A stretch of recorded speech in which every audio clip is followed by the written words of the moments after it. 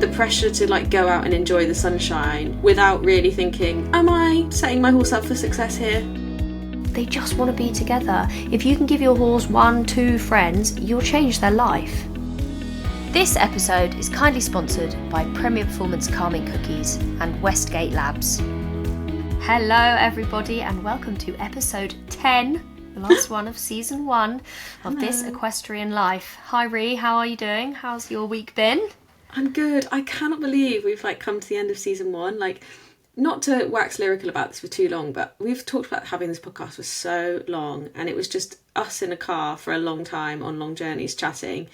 And to see every week people sharing stories on Instagram from behind their horse's ears, or mucking out, or on a run, or on a beach, or with their dogs, listening to the podcast, and the amount of messages we've got saying it feels like I'm just sitting having a cup of tea with you both, feels like I'm in the room, feels like I'm on the call. I couldn't have asked for better feedback. That is exactly how we wanted it to feel. And I feel very proud. And even though this is the end of season 1, we're actually only taking a break of a week. So we'll be back on the 9th of April. So there'll be 1 week where it's quiet on the Wednesday, and then we'll be back. But that's good because behind the scenes, Miri and I are prepping themes for season 2. And if you have stuff that you would really like us to talk about, you know where we are. Our DMs are always open. So send us a message. But yeah, that was long-winded. I just wanted to say that before we got into my week. Yeah, I think it's a really magical thing that we've created, and I think we didn't really know what it was going to become until it became it, and I think that's kind of cool. We just knew that we just needed to start. There was quite a period where I was like, Rhi, we've got to just start, and she was like, oh, but there's this and there's that, and I was there we've just got to do this. So we started, and I know you're glad that we did, but B, it has really transformed into something really cool, and we're creating a really unique space, I think, for open, honest, wholehearted conversation that I do think sometimes gets a bit missed in the horsey world. You know, people can kind of keep their cards to their chest, and there's a bit of there's a difference between a top rider and a hobby rider or whatever it might be, and I'm not a top rider by any stretch, but I do work in a professional way with horses, and I think, it's a really cool thing, and I'm really proud of us. So well done us. Yay. Thanks everyone for listening. We could literally not have done this without you. It means so much that you choose to spend that time with us. So thanks for being here. Go on, tell us about your week then, Rhi. What you've been up to. I actually know what you've been up to, but I can't wait for you to tell us about it. So, last Monday, I took the day off work, rare day off work, and Harley and I travelled to Hertfordshire, which is on the other side of London to me. It's the furthest I've ever driven him in a horse box. It's the furthest I've ever driven a horse box, actually. And we went to visit Miri. And so it was really cute. Miri's never met Harley in person before, and I was really excited because I've actually seen him. Yeah, she met him on Zoom. And she's seen photos and things, obviously, and we talk about him a lot. But it was really magical, and we did photos for our podcast for season 2, and we had a groundwork lesson, and I got to watch Miri work with Harley a little bit and start to teach him how to present to the mountain block. And obviously everyone thinks their horse is special, but I was just I really want her to like him because I think he's really cool. Yeah. And he was just great. He travelled so well. He got off the lorry and we just stuck him in a stable, and he was like, yeah, cool, I guess I live here now. Bye, Mum. See you later. He went in Blondie's stable, didn't he? And he was like, okay, just eat some hay. This is fine. And then Blondie came back in her stable a little bit later on, and she was like, who's this? There's been a boy in my stable. She walks around sniffing stuff. She's so smell sensitive. So yeah, it was really sweet. But it was such a pleasure to meet him, and he was such a grown up. And I said to Rhi, what a absolute amazing job that she's doing with him, basically, because I don't know why I'm speaking like you're not here, but you are doing such an amazing job with him.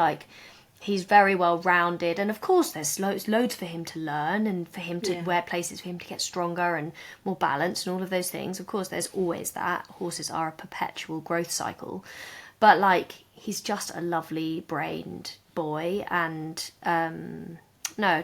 yeah, wonderful. It was a wonderful day, and it was great. We had Holly Outridge, who came on the podcast and did our careers episode with us in season 1, and we also had Amy Flood, who came and did some videography, and it was just a lovely, wonderful day of great women coming together and doing a brilliant thing.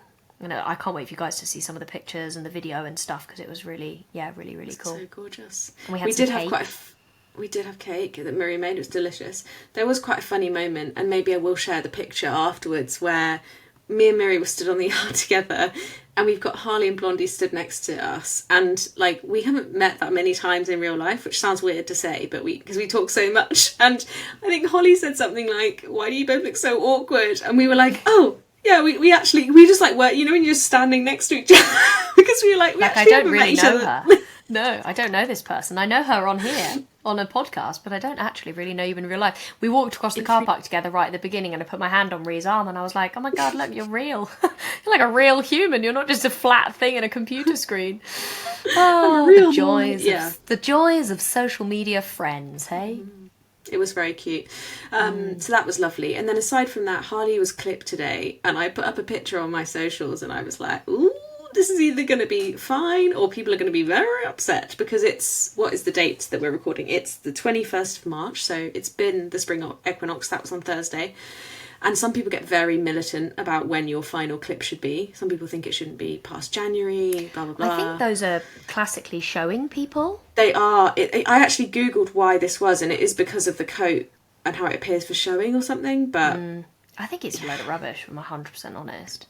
I've never seen a coat be ruined from clipping late. No, me neither. I clip horses all the time.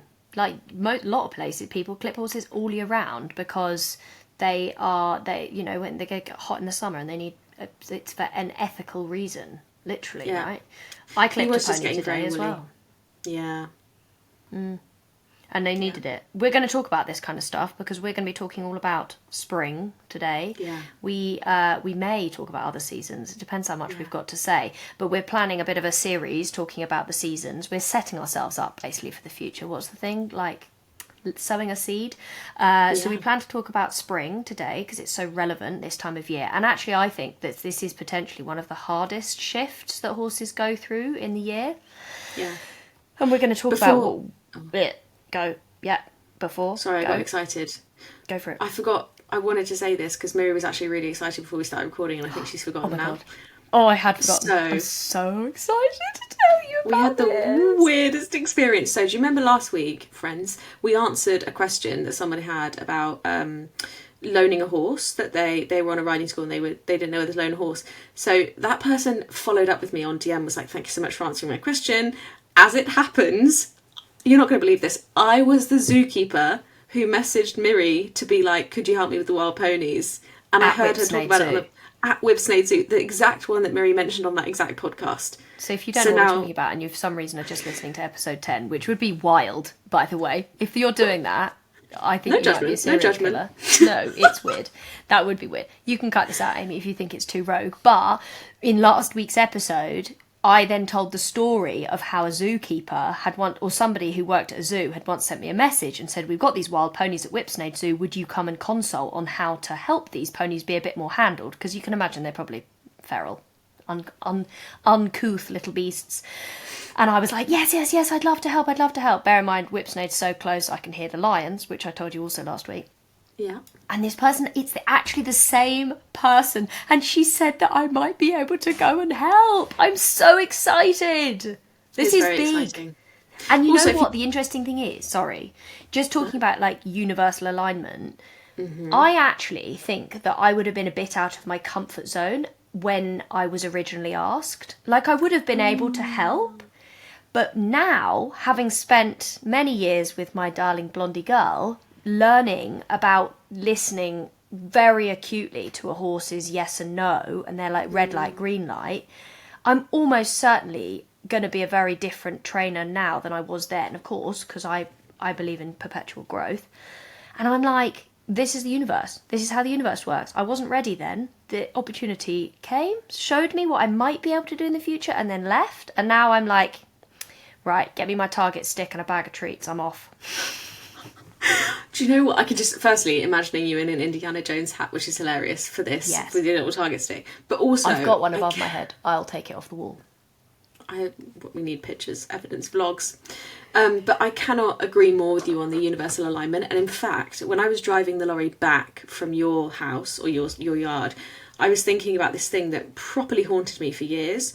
When I had Woody, it was like much earlier in my content creation career, Horse and Country reached out to me and they asked if I wanted to be part of a series of everyday riders having a lesson with Bobby Hayler Wright, who was up north in Yorkshire, dressage rider. And I was so excited. I couldn't believe they'd asked me. I was like, what an opportunity to train with someone like this, da da da da da. And then very, very quickly, the realisation set in that, like, I'd never taken Woody away from home. I'd never even driven a horse box at that point. It was a 4-hour drive. I ended up asking loads of questions of production. I spoke to my coach. I was like, oh my God, my dad would have to come. And then what would that look like? And I don't even know what he'd be like away from home. And then I'm going to have to get up there and get on and be on camera. And what will people say on the internet? And it all just like fell apart. And I ended up like declining it. And in fact, Woody ended up getting an abscess. So I wouldn't have been able to go. But for ages and ages, I properly beat myself up about it, because I was like, looked around at all these other quote unquote influencers, and I was like, they would have been able to do that. It would have just been another day for them, and you've ruined this opportunity for yourself, and you have been brought up to take every opportunity, and you just weren't ready. And why weren't you ready? And I thought about it for years. And as I was driving back, I was like, oh yeah, like I've now spent this time to build up my young horse, to take him to these places, to do the stuff and do the work myself. And I appreciate it's not the most relatable story, but there is something there about like everything for a reason. You are on your journey exactly where you're meant to be. And as long as that feels right in your gut. Yeah. And even if where you are feels really hard, that is also where you're meant to be. And that hard feeling might be pushing you in a direction of change. And I hear you on that. And I actually think an important thing to mention here is, would those people that you are comparing yourself to, would they have the same standard of ethic is the wrong word, but like, would they hold themselves to the same standard of care that you do with your young horse? Because you are diligent beyond diligent. You know, you think, you plan, you spreadsheet, you know, you are so careful, and that careful comes from trauma, and that's okay to say. But I think it's important to remember that, you know, just because you those other people maybe would just say yes, it doesn't necessarily mean if that's the right thing to do. That's true. I hadn't thought about that before. Yeah, and that's Different why levels of preparedness. Talk to each other, because then we get to have these moments. Can I tell you about my week? Yeah, I was going to say, how's your week? So, off the back of our competition episode, I booked a show. So, yeah. So I'm going to go and ride an elementary on Monday. That's oh my God! This is my first elementary on Zora. Now, in our last lesson, so last week I had a lesson with my coach Ian, and we rode through elementary 4, because I'd looked very briefly at the show schedule for the 24th of March. And I thought, yeah, elementary 4, that's on the schedule. I'll learn that with my coach, right? Rode through it. I was like, yeah, this is doable. This is nice. Had some leg yield in it, but it wasn't like super technical, okay? I was thinking, yeah, wheelhouse. This is wheelhouse, comfortable. Wheelhouse. In my wheelhouse. And then I went and entered the show, and turns out I was looking at the wrong day. So I've had to enter elementary 5, which I thought, that's fine, it's just the next one. Utter chaos. I have to go up the centre line, leg yield from D, which is like the first marker on the centre line that's in line with the top markers. So you literally turn on the centre line and start going sideways. This is probably I don't know long arena information. Oh, okay. So anyway, don't worry. But first point of the centre line, leg yield to B, so centre marker. Then a 10 metre circle. Then I have to do shoulder in. Since when is shoulder in an elementary? That's not a thing. BD, what are you doing, guys? Hard asses. So anyway, we're going for experience. We're going to compete to train, like we talked about last week. And I've reminded myself a number of times, not going to the Olympics, not trying to sell my horse for money, just going to enjoy myself and have a lovely time dressed up in shiny clothes. So that's what we're going to do. We trained it in my lesson yesterday, and I actually did manage all of the hard bits. Zora got a bit hot, spicy in not the nicest way. So it's interesting that you know, when you add a bit of difficulty and like brain stuff, it a little bit brings a bit of tension at the moment. So what my goal will be for the day is to go and ride through that test in the most calm, soft way I possibly can, and I maybe would lose marks for lack of expression potentially, like not as much like flashy, because she can be super flashy, but I'm like, no, I want it to be soft in the back, soft in the neck, supple, all of those things. So yeah, that's one of my goals, and I'm looking forward to it. Practicing So I'll be what able you to preach. yeah, I mean, if you want to find out what actually happens, you'll have to follow me on Instagram, because otherwise there'll be a bit of a gap to find out, and you guys will be on tenterhooks to know how I did. But I will, of course, talk about it when we come back. We must remember to talk about it when we come back after our tiny gap. What else has been going on this week? We have harrowed our fields, and that is springtime joy. Truly a sign of spring. Yeah. And it just felt nice, you know, to start moving forward from winter. Winter is such a slog when you have a yard or when you have a horse. And starting to see those signs, like we've got loads of daffodils at the yard and they've all sprung up and the sun's been shining and the horses have been molting, and which is a bit of a pain in the backside, but at the same time a lovely signal nonetheless. And it's just nice, you know, it's nice to feel like you're coming out the other side, and that's why I think we wanted to document this time of year with a podcast to talk about it, because yeah, I do actually think it is quite a difficult time of year in a lot of ways. There's a lot of things that change for horses, and I've got some little notes written down next to me, and I know that you have too, some things that we want to talk about, because yeah, it can be kind of a hard time to navigate, especially if you haven't owned your horse through this season yet. You know, hopefully we can earmark a few things that we can say, yes, that's normal, or that's not, or, you know, look out for this. What would we do in that circumstance? So yeah, do you want to take us away with what's your experience of spring? Did you have Harley in spring last year? Yeah. So I bought him. I've had him for a year and a half, because I got him in October 2023. So I've been through spring. I'd had him for about 6 months, which was nice because I felt like I sort of knew half of him. But they always say to know a horse, you should know them through the 4 seasons. I know you're going to go into a lot of the probably around sugar, grass, hooves, etc. For me, I think one of the big things as an everyday rider, particularly on like livery yards, is like people get a bit of sun and they go a bit nuts. Like suddenly everyone wants to get out in the boxes and go for a fun ride and go jumping stuff, and it all gets a bit mad. And I just think, I mean, I know I'm on the very prepared side of life, but sometimes I just think, are you ready? Have you prepared your horse over winter for that experience? And sometimes I think the pressure to like go out and enjoy the sunshine, either from yourself or other people, without really thinking, am I setting my horse up for success here? Maybe something to consider. Yeah, no, definitely. And I think that's actually a really good point, because like you've been working away with Harley and you just went to a show, and I've been working away with Zora and I'm just about to go to a show, but I definitely wouldn't be taking Blondie to a show, and she's been doing her rehab, or I wouldn't be taking my little Belle to a show because we've been doing a lot of rehab and we've been trying to work things out with her. So definitely this is relevant, and I think that it's kind of like we energetically get a bit carried away at this time of year. Like we get like suckered into it because we're like, oh look, the sun's out, oh the day is longer, oh look, I can do all of these things, and then the horse is like, what? Not ready. And actually I've got an interesting thing to mention on that. I put up a post about Blondie doing some pole work. And we were doing this arena water treadmill where we walked across like a long row of poles. And I saw a post a couple of days later. I was influenced by another equestrian influencer who had been suggested that exercise by her physio to do that long line of poles. And I saw another post a couple of days later, and it says, "Are poles a problem?"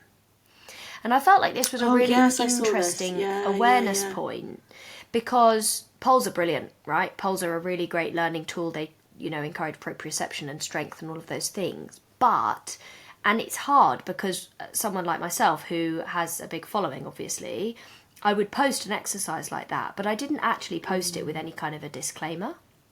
And what this post was saying, the secondary post that said, "Are poles a problem?" is, are you really doing what your horse needs. Like, are you noticing when they're tired, or, you know, have you got the right support network? Is the horse doing it in the right way? And this, I think, is kind of where I come in with my point all the time about awareness. Like, we just need to be aware. So when you're thinking, am I going to go and do loads of poles, or am I going to go to a show? When I look at my horse, when I watch the way they move, when I see the way that they're doing the thing I'm going to be doing at a show at home, when I see them working over those poles, how are they using their body? And it doesn't take much. Like, you don't have to be a professional to understand it. You know, you can just watch what your horse is doing and then think to yourself, okay, what did I see? Neck up, neck down, hind leg bumping every pole, lifting over every pole. And it's that kind of thing that I think can really help you gauge where you're at and what you're ready for. Well, it's such a bugbear of mine when I see it's a real TikTok thing when people put up loads of poles on a circle or on a bend, or loads and loads of jumps in a row. And they're it's like going a around a trend. corner. Like do you remember the bounce challenge? Yeah, it drives me nuts. I'm like 30. It's just unnecessary. It is so unnecessary to make your horse do that. Like, what are you gaining other than, like, obviously views? It really irritates me. It's such a bugbear.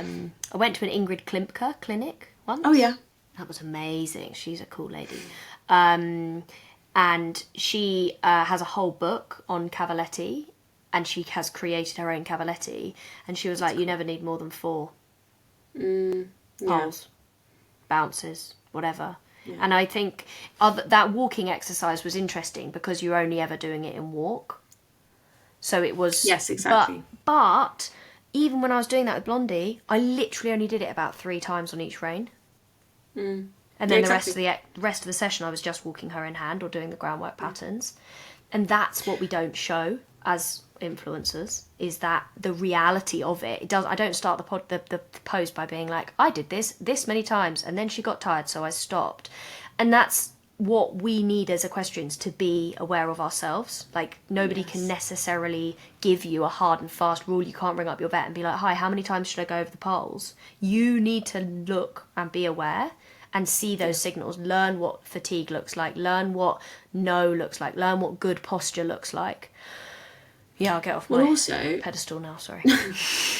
To your point around, like, knowing your horse and stuff, like, you can't control what everyone else does as well. And I have an example from a fun ride I went on last year, but, like, you're the one who has to go home with your horse at the end of the day and then manage that lack of confidence or that loss of confidence that they've had as a result of somebody else's behaviour. So, like, last year, I think it was last year, yeah, Harley and I went on a fun ride, our first full-length fun ride with a friend, and I'm pretty sure I put a green ribbon in his tail, and we had this group of riders come up behind us, and my friend was like, by the way, my mare kicks, and this is a young horse, this is his first fun ride, and they were like, yeah, no worries, disappeared kind of down the ridge, and then appeared like 5 minutes later, absolutely throttling it down, about to come past us, and we were like, what the there was like 6 of them, and they just went, and we were on a like ledge next to a gateway. It was awful. We were like half under a tree. Actually, there's a YouTube video of it because I vlogged the fun ride, so if you want to go and see that moment, you can. And I thought, well, this is great. Imagine if those people are listening. Well, I hope that you're ashamed of yourselves, because it was terrible etiquette, like really bad behaviour. She's sassy tonight. It was teacher energy, but like, that's not appropriate. You don't do that on a fun ride. Absolutely not. It's meant to be fun, guys. And if you're having fun at the cost of someone else, it's not fun. Yeah, it's not difficult. And also, you could have just waited till the next field. It's not difficult. Anyway, the point of that was, Harley actually was okay. He spun round once, and because I was okay, and because I had taken him on a fun ride with a much older horse who I knew is like, she's an unflappable mare, completely unflappable, I could control that little moment. Yeah. But like, if you're feeling the pressure to go out with people who also don't have good control over their horses, and you're not setting up the environment, and then you can't control what Sandy and her friends do, coming galloping past you, then, you know, you're going to have to deal with that poor horse who comes home going, ah, you know? Yeah, literally. And that's the same with doing an exercise in the arena, which is maybe too much for your horse because you've seen someone else do it. You know, you've got to think, is that really right for your horse? Let's sidebar back to springtime. Grass? Yeah, grass. Okay. We're harrowing the field, so we're starting to kind of cultivate the land basically, and the key is so land management comes in various different forms. You've got harrowing, you've got places that poo pick potentially. Our fields are gigantic, so sadly that isn't an option for us. Westgate, who are actually a sponsor of this podcast, would tell me that good land management is poo picking. You should be poo picking every couple of days, and storing the poo away from the field. Piles of poo in the field is a really bad idea because you still get a migration of larvae from the poo pile. This is a great moment to mention the sponsor of our podcast today, Westgate Labs. I've worked with Westgate Labs for a really long time now, and big or small, every horse benefits from effective parasite control. And the best way to manage parasites is through smart, sustainable testing instead of reaching straight for the wormer. The days of blanket worming are over, an irresponsible practice when it comes to slowing wormer resistance. I've used Westgate Labs, who offer a range of services for individual horse owners and yards. Even for a busy livery or training yard with many horses, their kits make it so easy to test with clear instructions, and their expert award-winning advice is always on hand. So I can feel confident that my horse's parasite control is on track. But it's not just the reliability of the test that is important, it's what you do with it that counts. Westgate have a purpose-built lab and have led the way on parasite control for 26 years. They offer award-winning tests and expert advice from their friendly and knowledgeable team. Test-based parasite control is all about sustainability, and the environment is really important to Westgate. Test kits are plastic-free and come in compostable packaging. Use EQ Life 10 for 10% off test kits and get results you can trust to protect your horse with access to their award-winning expert advice. I'll just mention, it's a really important time to be thinking about your horse's parasite control. When the grass starts to change, so does the activity of the worms. So potentially you have done your encysted redworm worming or testing. There is actually a blood test now for encysted redworm, which is very cool. So if you feel like your horse is at higher risk, you can do a blood test to find out. But if not, then that first worm egg count in the spring is super valuable. I'm just going to give you one piece of evidence for this. We have 20 horses on our yard at the moment. 4 of them need a wormer at this time. 4 out of 20. And that is why I don't blanket worm, because that would be so much wasted chemical, so much chemical going through the horse that is actually just building a resistance for that horse rather than treating any worms that are actually there. But grass changes a lot at this time of year, and grass can be a really complicated thing for horses. You want to know something interesting? Not actually really designed to eat grass, horses. Not the kind of grass. Yeah, not the kind of grass that they do eat. They are designed to eat grass in air quotes, but the kind of grass that you'd find on like the plains of rough land. If you imagine you went to the New Forest and you saw the grass that was there, it would be like very stalky because it never gets cut and it doesn't get overgrazed. And so what happens is they would eat some amount of the sweet soft grass, but they would also be eating most of the time. They'd be eating the kind of rough stuff. So with then the spring change in the grass, it's actually pretty unsuitable for horses, and lots of horses are really affected by it, especially if you have horses who have any kind of metabolic syndrome, basically diabetes, horse vibe diabetes. You know, they are really easily affected. And we've got a couple of horses on our yard that don't tolerate sugar in terms of their gut. So the grass changes and they really suffer because they really struggle. So we are making sure that with those horses, you know, we feed them a gut supplement at this time of year. We feed a very gut-friendly diet anyway. Very fibre, high fibre, low sugar, low starch. So speedy beet, grass chop, and then a mineral balancer. And that is pretty baseline consistent for every horse that comes onto the yard. So, yeah, I think grass is a complicated thing. And I think if your yard really doesn't seem to be very up to speed on that, things like if you had a pony or a horse that was doing really well at this time of year, as in they look a bit round and you can't really feel their ribs or anything like that, because you should be able to feel a horse's ribs all the time within a certain parameter. If that is the case and they are like, okay, we're moving on to summer grazing and you're really nervous about the volume of the grass, a grazing muzzle is a really good option. And I know that some people will be like, they are the devil. And if you had a circumstance where you could put your horse on a track system where then they have that permanent movement and permanent access to low value forage, like hay, fine. But if you are not in that circumstance, and I understand that not everybody can be in that circumstance, a grazing muzzle is a far kinder thing than 6 months of box rest because of laminitis. And any horse can get laminitis, and I think, I don't want to be like scaremongery, but just be cautious. Be cautious this time of year, and if you see any changes, your horse has hot feet, or they have a pulse in their fetlock. I won't get too much into it. There would be some very useful videos on YouTube, I'm sure, about diagnosing this kind of thing. But just bringing yourself up to speed with that, I think, is super important. Understanding the risk, I guess. Yeah, for sure. And also the fact that loads of yards, in the UK at least, are converted dairy farms. And so the grass that you have is very rich because it's designed for dairy cows. So there's an interesting thing in spring. We're not trying to milk our horses, so ryegrass ain't no good. But there's sort of an interesting thing with the spring grass, because often horses are more energetic, there's more sugar, etc. But then there are some yards as well that increase turnout time, and so you sometimes can balance the extra energy with a horse that's going out more frequently than maybe winter turnout hours, if that's something that exists at your yard. That's a conversation that we definitely need to talk about one day.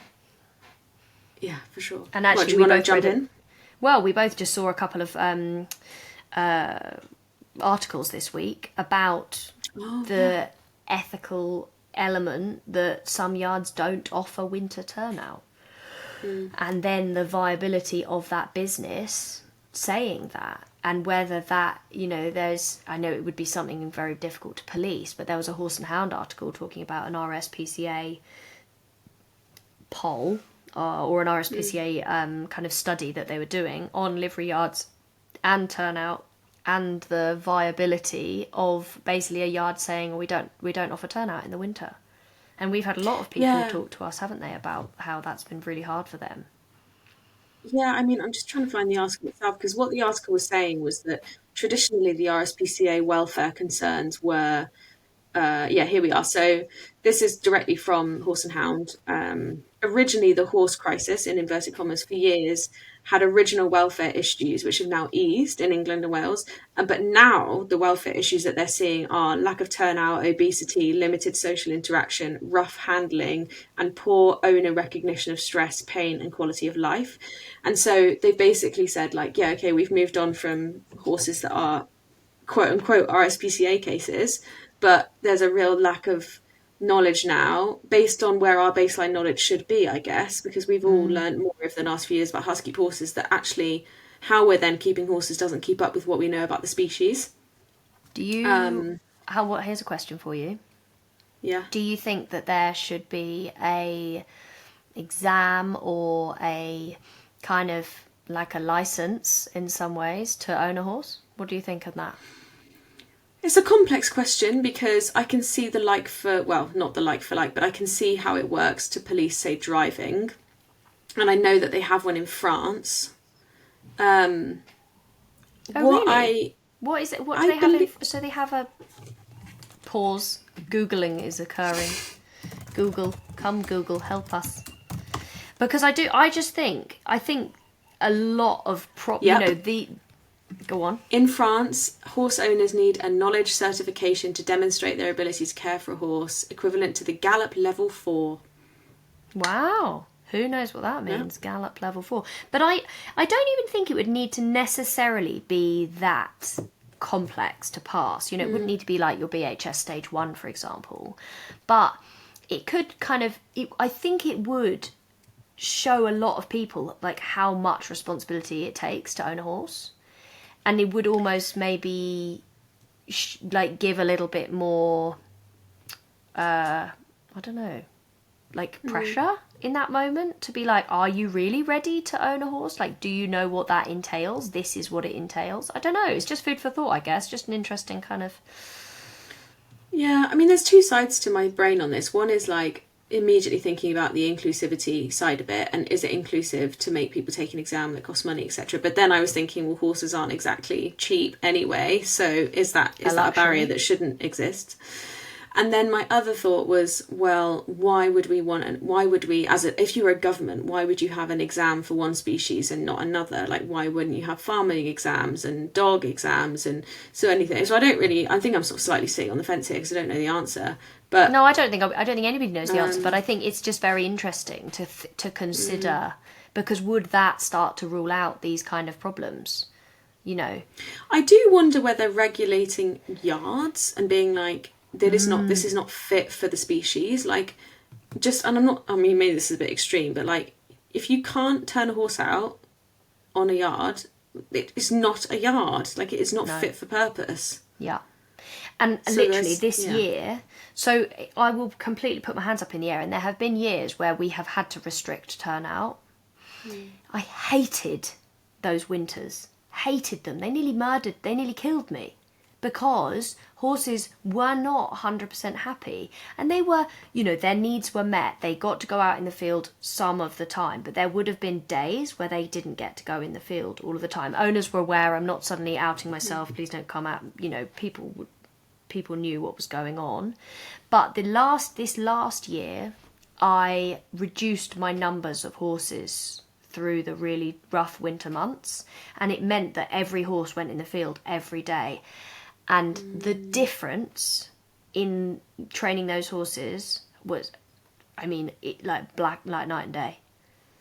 Yeah. Because it is a absolutely 100% necessity, life-giving need for horses. And this was something we wanted to discuss, because when you hear about top horses, not all of them, don't get me wrong, there are some amazing top level 5-star riders that have their horses in the most natural, wonderful way, and they go in the field all the time, and unsurprisingly, those are the people who are always winning, by the way.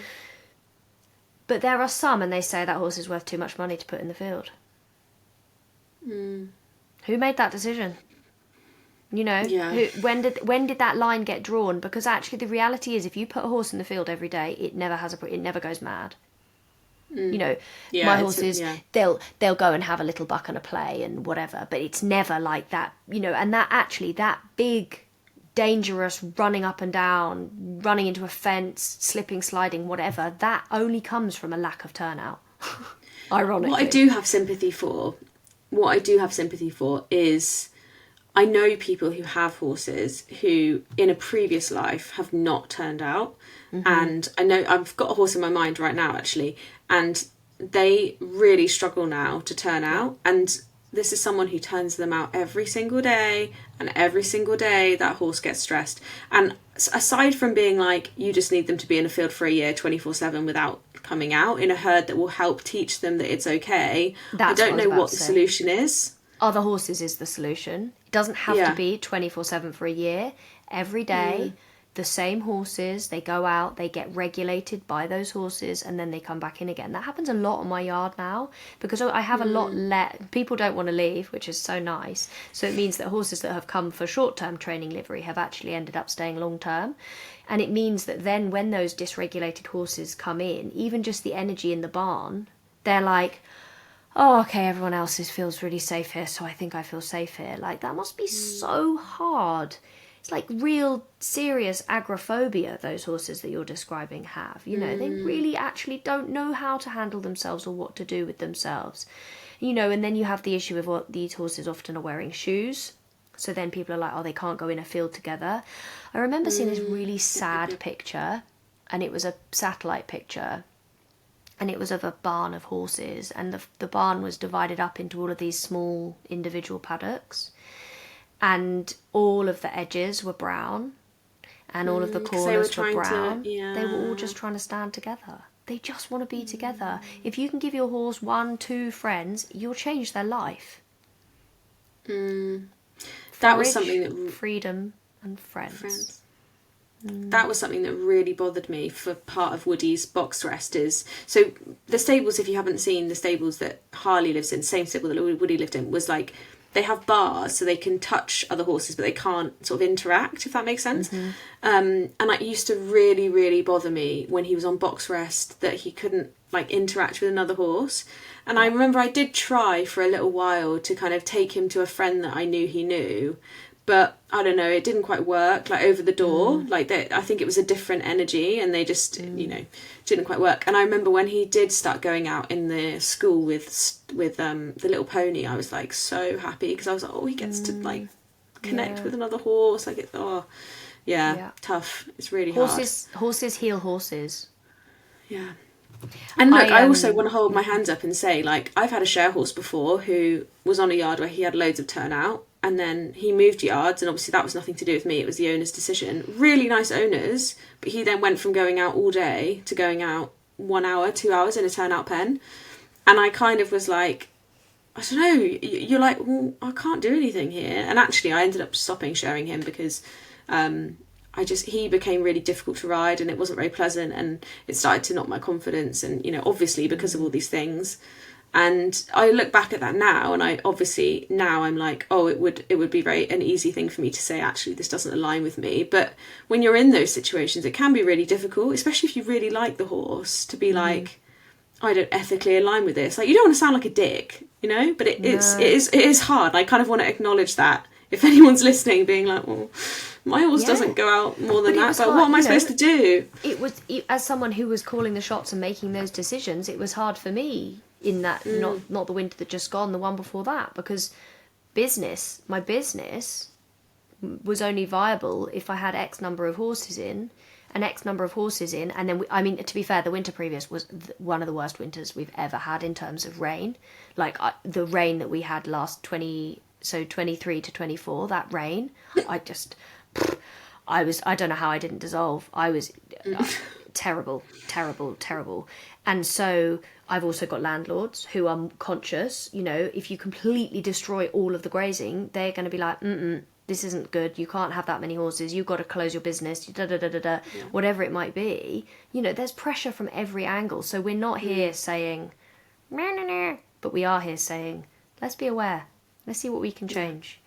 Because, and a lot of the conversation comes back to the fact that livery yards don't charge enough money to have less horses that pay the same. It's like when you if you're self-employed, we talked about this, didn't we, on the careers podcast. If you're self-employed and you get really busy, you should increase your prices by 25% and lose 25% of your clients. And that is actually a valid business tactic. Well, I don't know, maybe Alice would tell I you. didn't know that. I've not heard that before. Yeah, because if you become really busy, you increase your pricing, your people will stay who value you, and maybe 25% is quite a big chunk. But, you know, if you increased your value by 5%, you would lose potentially 5% of your client base, but you'd still be making the same amount of money. Yeah. So Clever. Something to think about. That. Horses are a luxury, and sometimes I think sometimes livery yards offer something they can't sustain. Yeah, I agree with that. This was a tangent. Shall we talk about hooves in the spring? Yeah, please. Yeah, definitely. Would you like me to lead, or do you want to go? You go for it. Well, I don't have that much to say because you're much more in this space. But I will say that in the last few weeks, Mike, trying to get the mud out of Harley's hooves is like trying to pull out a fossil, because it's that horrible mix where it goes really clayey. And then I hard and then they compact it, yeah, and it's a nightmare. And they've just started, I've noticed them getting dry, and I'm doing quite a lot of deep research at the moment into feet and barefoot and all of that stuff, because that's how I prepare for life changes. I can't cope without doing a year of research. But we talked about it a bit more on Monday, didn't we? And, you know, I said I don't think that Harley has got bad feet.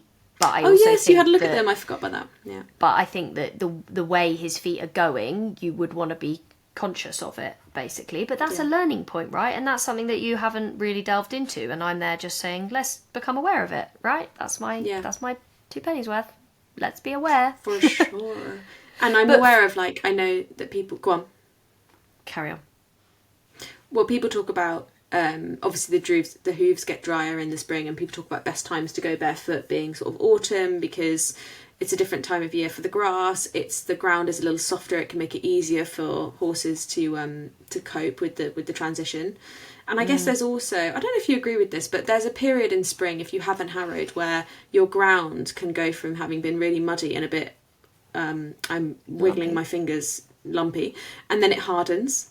And I just feel like the propensity for injury is a little bit higher because... That's very interesting, though, because Go actually... on, propensity, not propensity, proprioception. Is that what you were going to say? Yeah, because there was a post that I want to recreate it so badly, I must do it, where somebody put some video up of a barefoot foot being bent, stood on a screwdriver sideways, like flat on the ground, and then the screwdriver was being lifted off the ground, and it was showing how much the foot was flexing on its own. Oh, I was wondering where you were going with that.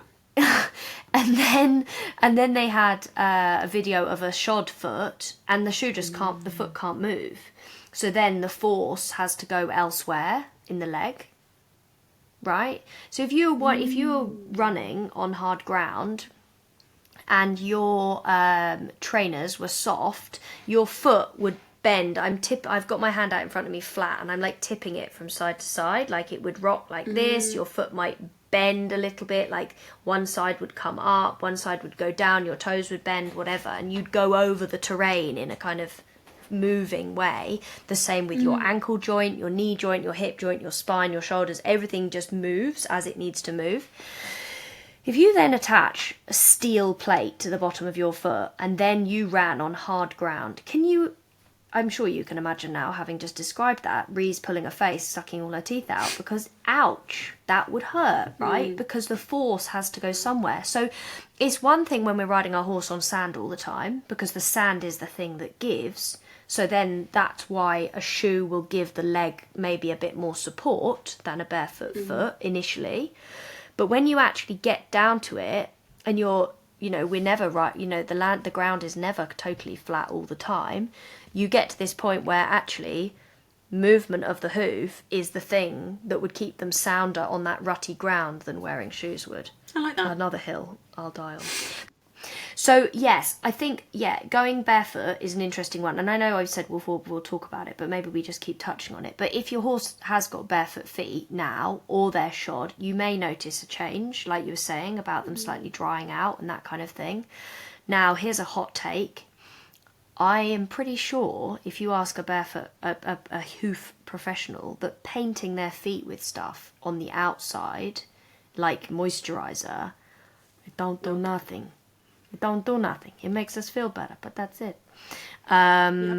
Whereas things like keeping their feet very clean, like with bacterial stuff, yes, that does do something. But hoof moisturiser, sadly, other than making them look shiny, doesn't really do anything to the hooves.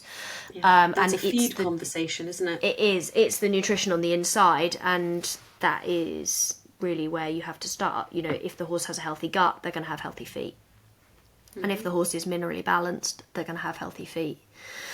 So I think that's that's enough on feet, potentially. And just making sure, the one last thing is your trimming cycle or your shoeing cycle needs to become shorter at this time of year, because grass makes their feet grow faster. And if your horse goes, we actually have our horses on a 4-week cycle, so they are trimmed every 4 weeks, and that means that we can limit the amount of change that takes place, because obviously we're doing something quite special at our yard in that respect, like specific, not special, but maybe it's special too, but more that I have rehabilitating horses that if they don't want to be going out of balance, basically, you may find that your horse can go 5 or 6 weeks, but for me, with those barefoot horses, I am very conscious of their feet changing too much, so that's what we go with. But just being conscious of that, you probably won't be able to go 8 weeks anymore with a winter shoeing cycle kind of thing. That might need to get shorter. So yeah. That was sort of it I wanted to talk about for spring. I don't know if you had other things, or if you want to do... Oh, yes, Q&A. I've got more. Hormones. Oh. Horses and their hormones in spring. So mares will start to cycle more evidently through this time of year. Now, potentially with the way we keep horses and the amount of cold that we see, they don't stop. So there was always this thing like, oh, mares don't come into season in the winter. And that was like a thing that was said. But in my experience, having seen lots of mares, is they may not cycle so evidently, but they likely won't have a proper like hiatus that we think that they maybe would have. But what does happen often is they have a kind of like a bloom in the spring. So maybe in like February, March time, when the light starts to change, it's much more about light than it is about warmth. We often think same with the coats, isn't it? Right, it's about the daylight hours. So as the light starts to change, you will notice that their hormones start to change. And why is this important? Again, awareness. How can we be aware? We might see that our horses are finding things a little more difficult. Maybe we notice that their cycle becomes more evident. So a mare, I'm going to put this in here because often people are really interested by these bit of information, but a mare will cycle every 21 days. So every 21 days, they will have a short season, which is 3 to 5 days potentially, and then they will cycle again. So their cycle is very different to ours. They're not the same as humans. We obviously have a period, whereas they just ovulate. That's what their season is them ovulating, and then the rest of the time they are in their luteal phase. I think I've got that right. So we like sometimes people will notice that their mare is nicer in season. Sometimes people will notice that their mare is more tricky in season. I've experienced both, and I've also experienced horses that I don't even notice being in season. I couldn't tell you when Zora's season starts or finishes. Never see a change in her. But then I'm a very fortunate woman in that my period is a real non-event every month. So, it's interesting, isn't it? Like every horse is very different. And I do think that often the things that instigate a mare with complicated cycle is their gut. So also caring for your horse's gut through the change of season is really valid, because then you get the opportunity to support their hormones. That brings us on to a really good moment to mention our sponsor of this podcast, Premier Performance. Premier Performance do something really cool actually, and they offer something called a Gut Ease cookie. It's a cookie that contains a high level of something called YESAC, and what that is a like a gut stabilising thing. And because they're just a cookie, you can feed them as and when you need them. So like at this time of year, for example, you could introduce a cookie per day to introduce that healthy, happy gut stuff that's going to really help support them through the change of season. You notice that really helping when there's a flush of grass, so that is a really good opportunity to do so. So you can use the code in our show notes for a discount with Premier Performance. And I just want to say at this moment a huge thank you to Premier Performance for being our sponsor throughout this season. It's been really cool to have had the support of a sponsor, and it's meant a lot to us that you chose to sponsor this podcast, so thank you so much. I hope you guys will support them by maybe trying out some of their magical cookies.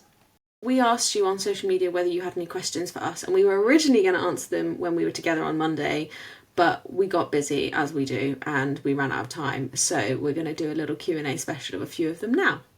Which is really cool actually, and if ever you guys have questions, please just send them on over. We love answering questions, it's our favourite thing to do. Right, where's that little list of questions? Okay, should we ask them to each other? Yeah, go on. Right, here's one for you. If you're going to review a yard, what would be your red and green flags? Start with your red flags for like you're moving to a new yard. Yeah. Okay, so when I'm visiting a yard, I actually did this kind of neurotically actually when I had my share horse before I moved in, and then before I moved Woody. I visited the yard a few times, which I appreciate you can't always do. They had clinics and competitions, so I was able to go. And just because mine was a full livery yard, it was more about how do the staff behave around their horses?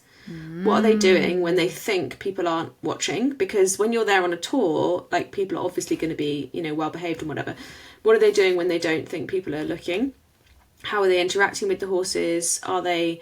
I watched I watched a video on Facebook today and it came up. It was a horse that was for sale and there were a couple of comments being like, that horse is lame. And in this video, this horse is like 17 hands and struggling to turn. It was like, it was a bit, she was doing a trot up. And this woman, he was like looking out over the thing and she was really quite rough with him. And actually one of the comments was like, you didn't need to be so rough when you were turning him. And I do remember thinking like, that would make me not want to, well actually it made me really want to buy him because I felt so sorry for him. But also I was like, that would make me not want to be on your yard. Like if that's how you behave on a video for an advert. Jesus. So definitely checking what are people doing, how do people interact with their horses, and if it's DIY, similar, like what are the vibes? Are people nice to their horses? Is it all a bit rushed and not very nice? Turnout, obviously. I think over anything else actually, like what is the turnout situation? If you can have a little snoop at like if you have to buy the hay and the bedding from the yard, have a little snoop. What's the quality like? How much is there? Depending on the time of year. That's an interesting rule, that one, I think. You have to buy your bedding and hay from us. Like, I think that's tricky. Because if your horse has specific needs, that would be a definite red flag for me. Because that feels like a kind of an unnecessary control situation on a DIY yard. Like, it comes from a place of financial gain. Yeah, for sure. Those are kind of the non-negotiables, and then after that I think it's like, what's the hacking like? Are the roads safe? Is there lots of traffic? Is it windy roads where the traffic's a bit mad? We were hacking this morning and we heard this car coming from round the corner. Oh, God. It was going so fast it went before it nearly hit us. Because it was going so quickly and we were just like, this is wonderful, thank you. So yeah, what's the hacking like? Wow. And then obviously lovely facilities, have a chat to some of the liveries, get a sense of the vibe, are people friendly or not? Yeah, because even if you don't feel like you can spark up a conversation with people and being like, hi, what's it actually like here? But just being able to be like, hello, how are you? Yes. You know, because if somebody goes and walks off, you're going to be like, okay, no thanks. Yeah. Bad vibe. And how do the horses look? Like, are they relaxed? Are they tense? Do they look well in their coats and in their bodies? Like, if you can just get some... I think those are all quite subtle indicators of what that yard life is like. So, yeah. Definitely. Just a little ad. What's the arena surface like?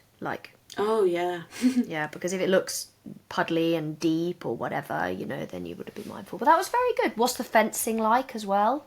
Fencing's a good and one. Asking questions about like integration, I think, is important, because there's a lot of places that you go to and they have herd turnout, which is nice, and you say, oh, what's the integration process? And they kind of look at you like, what do you mean? And you're like, what do you mean? I mean, like, how are you going to integrate this horse that speaks Spanish in with those horses that speak French? And they're like, oh no, you just turn them out. No thank you, that's asking for trouble again. So those would be mine. Are you going to pick one from the list for me? Oh, go on. I will. Just one final thing that I keep seeing on Facebook is people not understanding what the extra costs are because they haven't been told. So, like, are there any extra costs that I should be aware of? Arena lights, raking the arena, all these little things. Okay, this is a good one. What was your childhood dream job and could you imagine doing it now? You can't say being a horse trainer. You have to say something else. Yeah, but it was. Was that really it? You didn't have anything else? Literally, when I was about 12, I remember saying to myself, one day I'd like to be paid to ride horses for people, and then literally I just went with it. For a long time I was like, I want to be a show jumper, but I kind of have got to do that a bit, so I suppose I did complete that too. But I really was very clear on what I wanted to do from a very young age, and maybe just a bit delusional early on about how I was going to make that happen. But I think my parents were always very, very supportive, in the sense of they always just said to me, I want you to do something that you love. And I think that is maybe what enabled me to essentially believe in myself enough to do it. It's not been like fun all the time, and there have been loads of times when I've doubted the validity of it, but then there's also been enough of like a response from the people I was helping that I was doing the right thing. You know, even when I was first starting out, and I didn't really know how to verbalise how to do it, but I could do it myself, like I could fix the problem myself. People would be like, this was great, thanks. You know, so even when I was like 22 and I didn't really know what I was doing, I had enough of a baseline of skill that it carried me, and now I'm at a point where I do a lot less riding of other people's horses and a lot more helping people with their horses. Yeah, I mean, I do ride them a lot too, but the balance has shifted. But yeah, it really was my childhood dream job. Did you want to answer the same question? There was a period where I wanted to be a vet. Oh, actually, I also did want to be a vet. Yeah, I distinctly remember going to our local vets for work experience, and they had,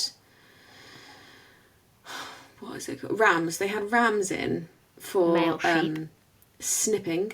Castration. Castration. Yeah, sorry, real word. And they were in deck chairs to make it easier to like do it. I don't know. What a vision I've got. I've got a vision of a sheep in a deck chair with a pair of sunglasses on its back with a pina colada. That's probably nicer than the real thing. But yeah, this was obviously very rural vets because of where I grew up. But yeah, I did want to be a vet for a while. I think in the end I didn't go down that route. Were they strapped to the deck chairs? As I recall, but this was a long time ago, so perhaps practices are different. Yeah, definitely. I mean, it's okay, babes. Don't worry, those sheep are long gone. But I just mean in the sense that it's just like an interesting image to imagine. But I do actually think that if you put a sheep on its back, it does stay still. That's why people shear them on their backs. Well, they were also sedated. It's not like they were, fully present. Yeah. Oh, because you don't. I mean, you sedate a horse a bit, but you don't knock them out to the point of sleepy. No, they weren't. Well, maybe I'm not misremembering. Now I'm not sure, but I'm pretty sure they were pretty still. So anyway, but yeah, I didn't go down that route because I wanted to be a vet, but actually did quite a lot of like research. And I remember, classic me, I put together a folder from like loads of magazines of things I wanted to learn, and I really looked into it before my A levels. But I really didn't enjoy science, and that really put that nail in the coffin. And actually, I'd have been a terrible vet because I actually am very emotional and would find that very hard. And although I'm not squeamish, there are certain things that really get to me. Not like blood, but like removing ticks. I can't do that. I cannot do it. It's grim. And little things like that. So I think I'd have been a bad vet, really. I would have loved... I definitely wanted to be a vet, but early on I realised I was really dyslexic and writing an essay was like absolute rubbish. If anything is written, by the way, for this podcast, rewrote it. It wasn't me. I do the clips. She does the writing. We all have our strengths. It's fine. But yeah, I did work experience with a vet as well when I was 16, and I was like, yeah, the practical side of this I am here for, but the real side of it, like the education side of it, I would have really struggled with, definitely. Yeah. Yep. Okay, next question. Do you want to do the Ix one? You've been dying to talk about your equestrian Ix. Yes. Equestrian Ix. Not tying your hair up when you put your hat on. Like People like don't riding ride with their hair down. Yeah, they do. They do. Oh. They genuinely do. And like, I taught in a riding school, so maybe it comes from that, but that really bothers me. Not riding with your coat done up. That one really bothers me. I say to people all the time, grown women, I say to them, either do it up or take it off. Yeah. I have to say, and I count myself in this, but I hate ponytails. I think buns are just nicer. I don't like ponytails, but I do it because sometimes my buns fall out and that's that, but I don't like it. I ride with a ponytail most days. Yeah, not for me. Have you got any equestrian Ix? I was trying to think of them. I thought of one and then I forgot it, but one I do have is when people use non-horse friendly stuff to wash greys, like Vanish and liquid. Stuff like that. Oh, yeah, I really don't like that. Oh, and I know when people, and I've done this, so I'm going to get off my high horse, but when people are like, he's so naughty, or like they anthropomorphize, or they blame the horse, and I'm like, it's you, maybe it's you, and maybe you should be a nicer owner. I think we should record this podcast late night on a Friday more times. Rhi is savage tonight. But I am totally with you on that when they're like, oh my God, he's being such a dick. And I'm thinking, no. He's just way over his limit and you are giving him you're describing him in the sense that he has the ability to have human emotion. Their brain's the size of a large walnut or a small apple. They do not have the cognitive ability to choose to be difficult. That is I mean, that's a whole topic in itself, but your horse is never choosing to be difficult, ever.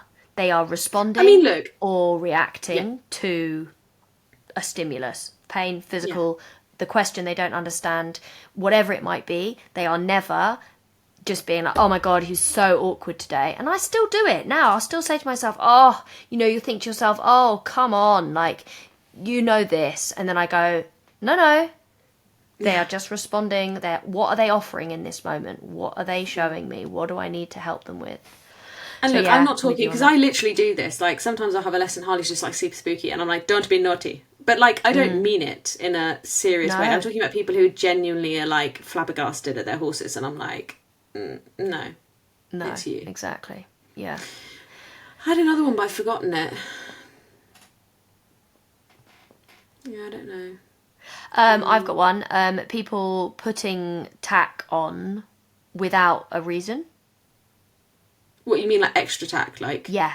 I changed my noseband.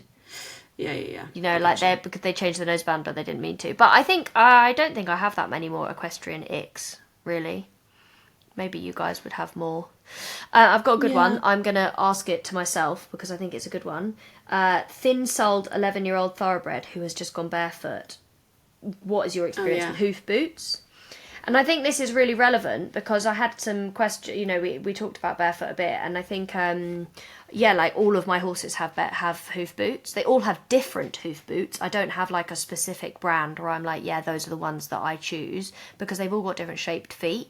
So like some horses have scoop boots, some horses have flex boots, some horses have equine fusion boots. Like, hoof boots are a necessity if your horse is going to be barefoot, because the human environment that we keep them in is often unsuitable for a totally unsupported hoof. If you lived in the Texas and it was very sandy everywhere, or it was just grassland, you maybe wouldn't need them, but generally you're going to need the support of some hoof boots to help you on your barefoot journey. So yes, hoof boots, highly recommend. The hoof boot shop is my go-to. Rachel, if you're listening, shout out. You're a badass. Keep doing what you do. Yeah. Oh, here's one for you. Go on. No, you go for it. No, you go. I was going to ask you the same question that you were going to ask me. What reading or learning would you recommend listeners that don't have access to a horse just now? We've talked about this, but I really like YouTube specifically, and I will just say that I've been doing more vlogs on my YouTube channel. It's one of my favourite channels, so you should join me over there. But it is a really good, nice place to... She vlogged our visit. She vlogged the visit that she came to visit, and it's really nice. You can see some of the stuff we did. It was cool. It was cool. Thanks, Miri. It's really nice. It's like long form. You get to spend a bit of time with someone. And the comments I've had before on vlogs are like, oh, I just feel like I'm getting my horsey fix. Or I feel like I'm riding with you kind of thing. And actually, on that note, and this is a slight sidebar, but I've just ordered, or I'm about to pick it up, a new hat cam. I bought it second hand, but I stopped using GoPro hat cams because they can, the research that I've read suggests that they are dangerous because they're protruding from your hat. They're an extra weight, not so great. The problem with wearing a chest harness is that you miss a lot of the action because your head is moving, not your body. So anyway, there's this company called Cambox who've designed these tiny, tiny cameras that just sit under the rim of your hat. And I couldn't get hold of one anywhere. And then I realised that someone on Marketplace was selling one really locally to me. I've done my due diligence. I'm going to pick it up in person. Hopefully not going to get scammed like Miri. But it will mean that I can do more point of view footage, which is really nice on YouTube. Because if you're not having a horse at the moment, it can make you feel like you're riding along in whatever environment. That was the point I was getting to. So definitely YouTube is a good place to start. I'll just note that a bit, going back to that point on the influencer teaching you thing, just be a little bit mindful who you get your information from. But that's just an awareness point, yeah, for sure. you know, being like, don't necessarily take advice from someone that doesn't necessarily look like they're having the best time, for example. I don't know, something, But just also something along those context lines. in general, like when you watch my vlogs, be conscious of the fact that I have a 6-year-old Irish draft and he has a very specific brain, and your horse might not be like that, and you know, context. Of course, absolutely. Where would I send people? So I think there's some really good podcasts. There's this really good podcast called This Equestrian Life. No, I'm not joking.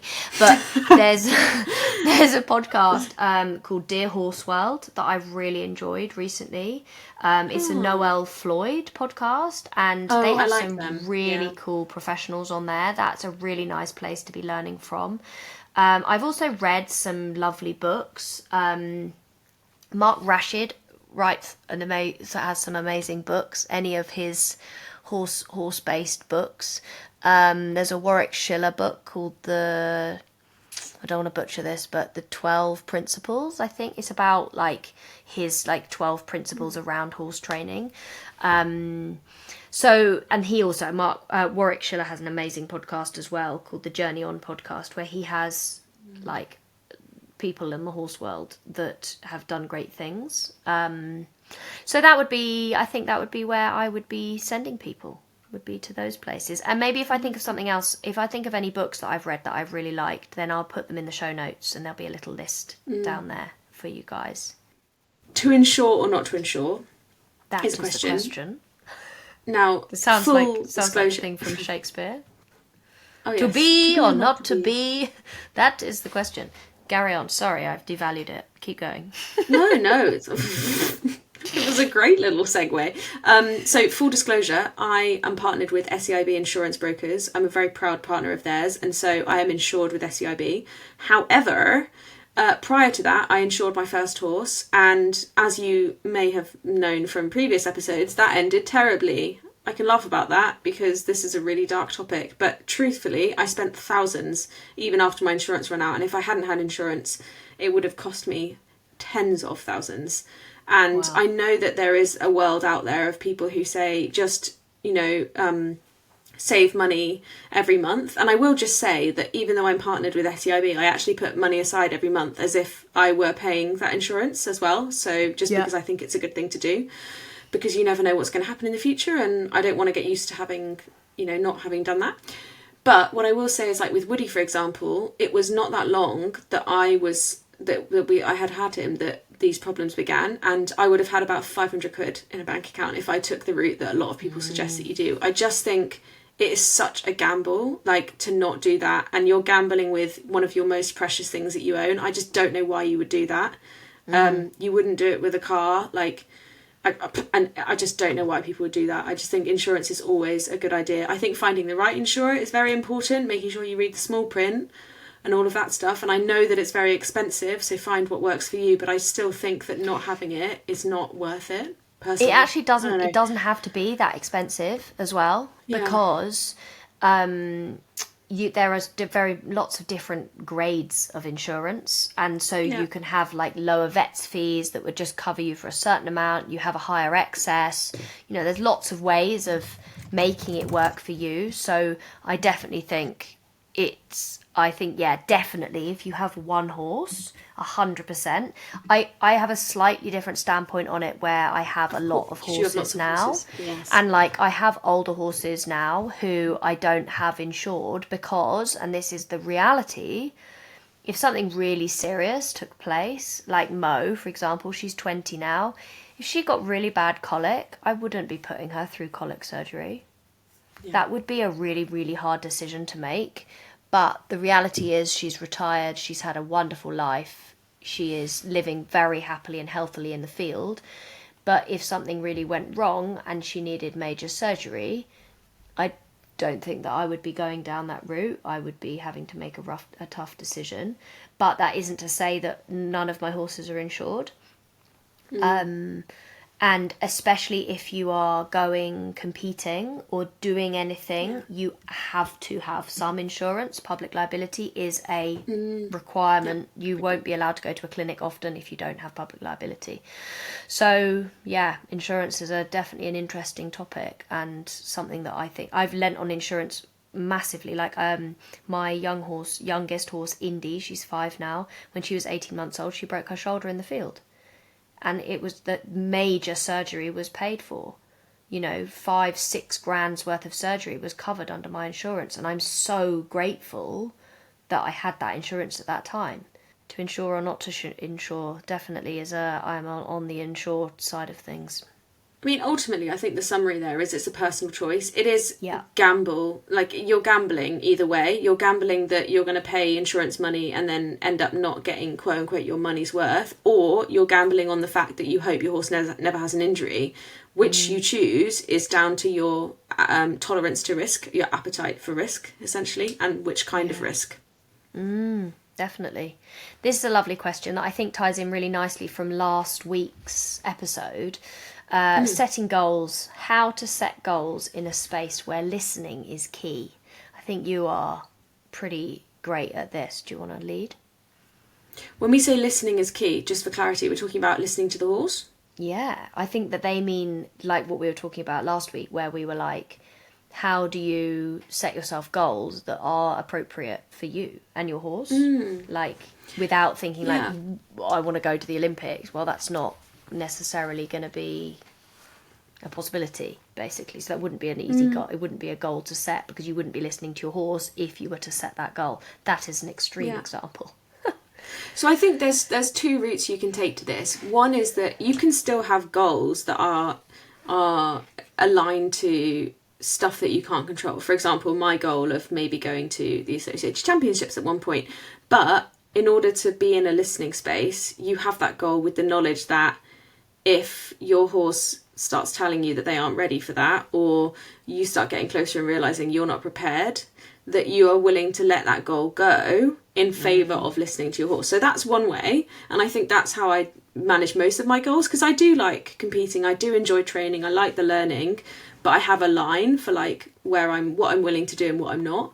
The other thing is kind of what Miri was saying about Zora and her upcoming competition, is that you base goals on what you want your horse or you to feel that day. So I would like to come away from this day with a horse that is relaxed and confident and can walk out of the ring on a long rein, or whatever it is, like stuff that is more related to what listening, the outcome of listening is. And those are really nice too, because they put you in a different space. If you are competing, you get to be the mentor and you're like, I'm here to coach my horse. And that's that's a nice thing it feels nice. Definitely. Like, what's that process, I think. And so for me, how to set goals in a space where listening is key is, my thing would be, where are you now? Where are you now, and where would you like to get to, and what are those steps that you need to go through? Because then those things will become the goals along the way. So it's almost like sub-goals are the things that are the most important, because they are what will lead you to that bigger thing. Maybe the goals were the friends we made along the way. Have you seen that TikTok? No! I have not seen that TikTok. What? I always find that so wild. Go on. It's just a phrase that people say, like, maybe, and it's always the whatever the thing is in the video. It's always something really stupid, and they're like, maybe there's something with the friends we made along the way. Or it's just like, I think I always find this funny. Like, TikTok is such a weird thing, because everyone's algorithm is so different. And it happened today in the gym. I was this guy next to me. I don't know how we got on the topic, but I said something like that. And he looked at me like I literally just said something in Chinese. And then he said to me, I said, oh, you're not on that side of TikTok. And then he said something and he was like, oh, you're not on that side of TikTok. And it was just like, yeah, no, the algorithm is not aligning here. But it was very funny. I really enjoyed that. That's a fun game. I've played this with work colleagues before, just like creative work colleagues, I hasten to add, where you swap phones for a few minutes and you just go through someone's For You page. Oh my God. It's so wild. Oh. Yeah, and you think, how are you watching this? And then you've got people like my partner who doesn't really do TikTok, and he sends me reels from Instagram that are 10 days old. And I'm like, oh, come on, Grandpa. Get on TikTok. It's current. Yeah. How did we get onto that from where we were? I made a joke about goals and we've gone a bit mad because it's late. Well, we have a choice here. We can choose to end season 10 on that fabulous Wild little segue, note. or we can answer one more that feels uplifting. What have we got here? I really want to end on a funny note. Like, I don't want to end on a sad. And that felt quite funny. So there's one question here that says, would love to know the simple steps of how I get a horse to stand at the mounting block. And I'm just going to do a little shameless plug here. But if you would like to learn about the groundwork and what I was teaching Harley in our lesson on Monday with Rhi, then please do head to my Patreon page. You can find the link in my bio on my Instagram. It'll also be in the show notes below. But I will guide you through all of the steps of how to help your horse stand at the mounting block.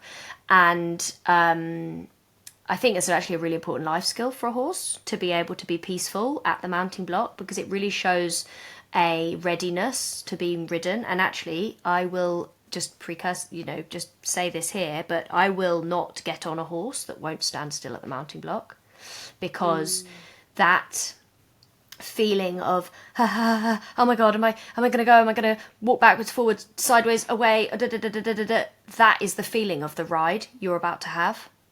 Like, and I can almost put money on it. Like, if you get on the horse and it's like, okay, off we go, that is going to be how every transition feels until that energy dissipates. And it may dissipate quite quickly, but often it doesn't. So yes, Patreon. Also, it's just very cool if you're out on a hack and one of you has to get off to open the gate and the other one's like, oh no, should we find a log? And you're like, have no fear.